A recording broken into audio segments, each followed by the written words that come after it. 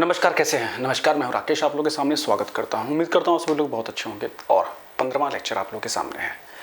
15वां lecture किस चीज़ का? Current affairs का, यूपीपीसीएस की करंट अफेयर। 15वां लेक्चर 12 जून को जो परीक्षा होनी है उसके लिए।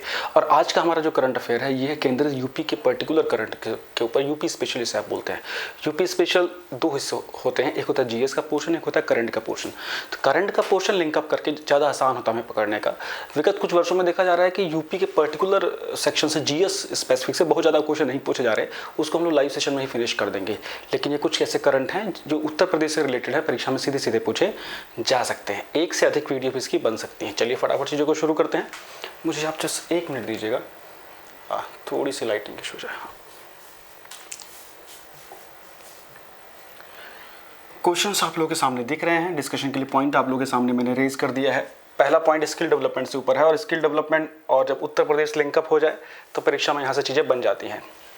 स्किल इंडिया इंटरनेशनल सेंटर, आप लोगों को पता होगा स्किल इंडिया इंटरनेशनल सेंटर कुछ समय पहले ही भुवनेश्वर में खोला गया था। देश का पहला अंतर्राष्ट्रीय स्तर पे स्किल्ड डेवलप करने के लिए, मतलब कि लोगों में इस प्रकार से प्रशिक्षण दिया जाए जिसकी डिमांड विदेशों में भी है ना। उसको लेके भुवनेश्वर में इंडिया का पहला एक प्रकार से कहा जाएगा कि स्किल डेवलपमेंट सेंटर इंटरनेशनल स्तर का खोला गया। तो ये तो पहली बात थी जो राष्ट्रीय स्तर का करंट है। अब इसी के अंतर्गत वाराणसी में भी अब ऐसा ही एक इंटरनेशनल स्किल डेवलपमेंट सेंटर खोला जाएगा स्किल इंडिया का, और ये घोषणा हुई है 12 मई को, है ना। 20 मई तक का हमें करंट करना है। अब इसमें देखिए क्या है, NSDCI है ना। NSDCI एक संस्था है जो कि नेशनल स्किल डेवलपमेंट कॉरपोरेशन के तहत काम करती है और भारत में स्किल इंडिया प्रोग्राम को इम्प्लीमेंट करती है। इसके साथ टाई अप किया हिंदुस्तान पोर्ट्स के साथ इन्होंने, और ये दोनों संस्थाएं मिलकर वाराणसी में ये इंटरनेशनल स्किल डेवलपमेंट सेंटर खोलेंगे इंडिया का, स्किल इंडिया के तहत। अब इसका क्या लक्ष्य है कि इसका लक्ष्य है कि जो विदेशों में जो स्किल्ड लेबर की नीड होती है, स्किल्ड पर्सन की नीड होती है एम्प्लॉयमेंट के तहत, उसके लिए लोगों को ट्रेन किया जाए ताकि विदेशों में भी नौकरियां प्राप्त की जा सकें, जैसे UAE, कनाडा, ऑस्ट्रेलिया, गल्फ। आप देखेंगे उत्तर प्रदेश के बहुत से जो भारतीय हैं वो गल्फ में जाते हैं नौकरियां करने के लिए टेक्निकल ग्राउंड्स पे, और बहुत से लोग ऐसे वहाँ शोषण का शिकार हो जाते हैं कि उन्हें वो नॉलेज नहीं होती है, फिर उनसे वहाँ दूसरे काम कराए जाते हैं। तो इसको लेके इंपॉर्टेंट है, वाराणसी है, बहुत इंपॉर्टेंट है, PM मोदी का संसदीय क्षेत्र, ठीक। तो यहाँ से क्वेश्चन आने की संभावना बनती है। नेक्स्ट क्वेश्चन क्या बोल रहा है, ये आज का सारा करंट यूपी से रिलेटेड रहेगा। ई पेंशन पोर्टल क्या है? बेसिक सा क्वेश्चन है, पेपर में आने की संभावना थोड़ी सी कम है, लेकिन हमें ध्यान देना होगा कहीं वो लोग कुछ पूछ लें।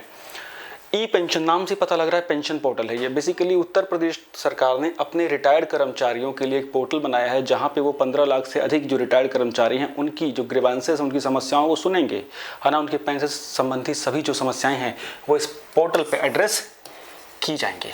ध्यान देते रहिएगा, ठीक। नेक्स्ट है बुंदेलखंड एक्सप्रेसवे। आपको पता है कि उत्तर प्रदेश को देश का एक्सप्रेसवे हब बोला जा रहा है। इंडिया में सबसे ज़्यादा एक्सप्रेसवे वही हैं, है ना। और उसी के अंतर्गत अभी कुछ ही समय पहले, चुनाव से जस्ट पहले, पूर्वांचल एक्सप्रेसवे का शिलान्यास हुआ था, बहुत लंबा एक्सप्रेसवे। फिर गंगा एक्सप्रेसवे के ऊपर काम चल रहा है, और इसी के साथ बुंदेलखंड एक्सप्रेसवे जो कि जून 2022 से शुरू होने जा रहा है। यहाँ से क्वेश्चन पूछे जा सकते हैं। देखिए, तो 3 सेक्शन से यूपी से क्वेश्चन आएगा। एक आएगा मेडिकल कॉलेज से, एक आएगा एक्सप्रेसवे से, और दूसरा मैं कुछ भूल रहा हूँ, एक एक्सप्रेसवे से, एक मेडिकल कॉलेज से, एक और चीज़ थी जो थोड़ा सा मेरे दिमाग से, हाँ, मेट्रो। इन 3 जगहों से इंफ्रास्ट्रक्चर को लेकर क्वेश्चन जरूर पूछा जा सकता है यहाँ पे, क्योंकि इसमें कई जगह कुछ रिसेंट डेवलपमेंट्स हुई हैं। अब जो ये एक्सप्रेसवे स्टार्ट हो रहा है, ये कुदरैल इटावा के पास एक गाँव है, इटावा से होके ये पूरा चित्रकूट तक जाएगा, ठीक है। 296 किलोमीटर के आसपास किसकी लेंथ होगी, और चित्रकूट में स्थान है भरतकूप, वहाँ पे ख़त्म होगा, या लगा लीजिए वहाँ से शुरू होके चित्रकूट, बांदा, हमीरपुर, महोबा, जालौन, औरैया और इटावा। तो इटावा में कहाँ होगा? कुदरैल। और फिर इटावा में कुदरैल के पास ना फिर ये मिल जाएगा किससे, ये लिंकअप रोड बना देंगे ये लखनऊ एक्सप्रेसवे के साथ। तो इस प्रकार से सारा जाल तैयार होगा। इंपॉर्टेंट है भाई, ठीक है। चलिए नेक्स्ट पॉइंट को अगर हम देखें,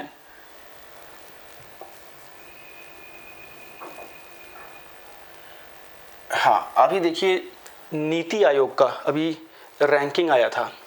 इंडिया स्मार्ट सिटी अवार्ड घोषित किए गए थे। इंडिया स्मार्ट सिटी जो अवार्ड है 2020 के, वो घोषित किए गए 2022 में। इसके अंतर्गत यूपी की क्या पोजीशन थी वो देखना है। इंडिया स्मार्ट सिटी अवार्ड मैंने करा दिया है नॉर्मल करंट अफेयर में, 10वें या 11वें वाले करंट अफेयर में आपको देखने को मिलेगा। अब इसमें उत्तर प्रदेश की क्या पोजीशन थी, उत्तर प्रदेश को बेस्ट स्टेट घोषित किया गया इसमें। तो मोस्ट इंपॉर्टेंट क्वेश्चन बनता जा रहा है यहाँ पे, ठीक है। उत्तर प्रदेश को स्मार्ट सिटीज़ अवार्ड में नीति आयोग के द्वारा सबसे उत्कृष्ट राज्य का दर्जा दिया गया। इसके अलावा उत्तर प्रदेश के कुछ शहरों को अलग अलग रैंकिंग मिली है, अलग अलग कैटेगरीज में। अर्थव्यवस्था के क्षेत्र में स्मार्ट शहरों में जो आगरा है वो दूसरे स्थान पर रहा है, ठीक है, सेकंड नंबर पे, ये इंपॉर्टेंट है।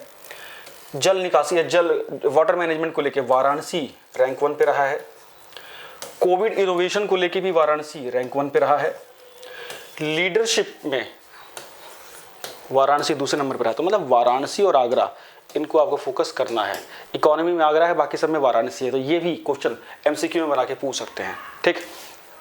नेक्स्ट पॉइंट अगर हम देखें क्या बोल रहा है, नेक्स्ट पॉइंट बोल रहा है, हाँ, एक और रैंकिंग नीति आयोग के द्वारा जो राज्य ऊर्जा और जलवायु सूचकांक, state energy and climate index, उसमें यूपी जो है वो कौन से नंबर पे है, उत्तर प्रदेश जो है 13वें नंबर पे है ना, 13वें नंबर पे है। और ये अचीवर की श्रेणी में, अलग अलग कैटेगरी है ना, अचीवर, परफॉर्मर, अलग अलग है ना, तो उसमें अचीवर की श्रेणी में उत्तर प्रदेश 13वें नंबर पे है, ठीक है। उत्तर प्रदेश का स्कोर कितना है, 41.0, 41.0, ठीक, ये इंपॉर्टेंट है। सिर्फ हम आपको ध्यान रखना होगा कि हम सिर्फ उत्तर प्रदेश को कर रहे हैं, इसलिए सिर्फ उत्तर प्रदेश से रिलेटेड ही टॉपिक देख रहे हैं। नेक्स्ट पॉइंट, ऑपरेशन कायाकल्प, ये क्या है। इस प्रेजेंट गवर्नमेंट का एक ड्रीम प्रोजेक्ट है एजुकेशन के सेक्टर में। 2019 में ये शुरू किया गया था और इसका लक्ष्य था कि 2022 तक जो माध्यमिक, जो सेकेंडरी स्कूल्स हैं, उनका इंफ्रास्ट्रक्चरल डेवलपमेंट कंप्लीट करते जाए। वो डिजिटल लैब के साथ साथ डिजिटल एजुकेशन लाइब्रेरी डिजिटलाइज हो जाए, मतलब स्कूल को डिजिटली साउंड कर दिया जाए, मजबूत कर दिया जाए तकनीकी रूप से, ठीक है। तो ये भी कह सकते हैं कि सेकेंडरी स्कूल जो है उनका तकनीकी विकास और इंफ्रास्ट्रक्चर, आधारभूत ढांचा तकनीकी विकास के साथ लिंकअप करके एक इनिशिएटिव चलाया गया 2019 में, जिसको ऑपरेशन कायाकल्प का नाम दिया गया। तो ऐसे भी सोच सकते हैं कि ये किससे रिलेटेड है, उत्तर प्रदेश के शिक्षा विभाग से रिलेटेड है। किससे रिलेटेड है, उत्तर प्रदेश के शिक्षा विभाग से। अभी जो आप करंट करेंगे तो मैं मार्केट में जो भी अवेलेबल कंटेंट है, मैगजीन्स हैं, है ना, जो प्रतिष्ठित उत्तर प्रदेश की परीक्षा के लिए खासतौर से इंपॉर्टेंट होती है, चाहे घटना चक्र हो, परीक्षा मंथन हो, घटना सार हो, इन सब का जिस्ट बना के मैं यूज़ कर रहा हूँ, ठीक। नेक्स्ट पॉइंट की ओर, राष्ट्रीय रोग नियंत्रण केंद्र बनने जा रहा है भाई। कहाँ पे, अभी हाल ही में घोषणा हुई है, national disease control centre, national disease control centre बनेंगे 6 पूरे देश भर में। इसमें जो सबसे पहला बनने जा रहा है लखनऊ में। कहाँ बनेगा, लखनऊ में जगह सरोजनी नगर, वहाँ बनेगा ये, ठीक है। तो ये इंपॉर्टेंट है। नेक्स्ट है दस्तक अभियान।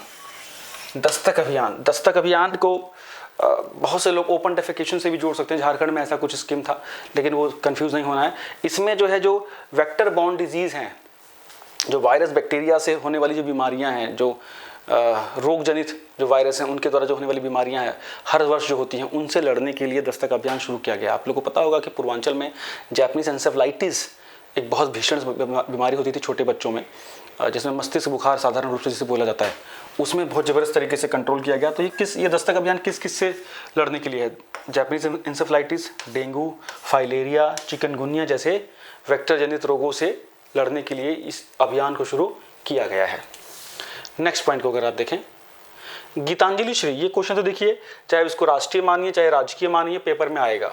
यूपीपीसीएससी और इंपॉर्टेंट इसलिए है क्योंकि गीतांजलि श्री, इनकी पुस्तक टॉम्ब ऑफ सैंड को इंटरनेशनल मैन बुकर अवार्ड मिल गया है।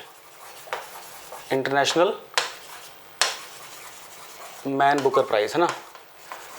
अब ये उत्तर प्रदेश से कैसे जुड़ी हैं, ये है मैनपुरी की, ध्यान दीजिएगा, मैनपुरी की गीतांजलि श्री। और इनका ये पहला ऐसा हिंदी लिटरेचर है जिसका इसका इंग्लिश वर्जन इसको बुकर प्राइज मिला। इतना प्रतिष्ठित पुरस्कार मिला, इंटरनेशनल बुकर प्राइज। तो कहाँ से आती हैं ये, मैनपुरी से आती है, बहुत ही इंपॉर्टेंट है भाई। नेक्स्ट, अयोध्या एयरपोर्ट की आधारशिला रख दी गई है, ठीक है।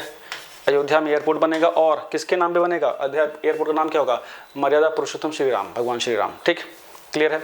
Next, GeM government e market place, एक ऐसा राष्ट्रीय पोर्टल है जिसपे कि सभी राज्यों के जो सरकारी विभाग हैं उससे खरीदारी करते हैं, है ना।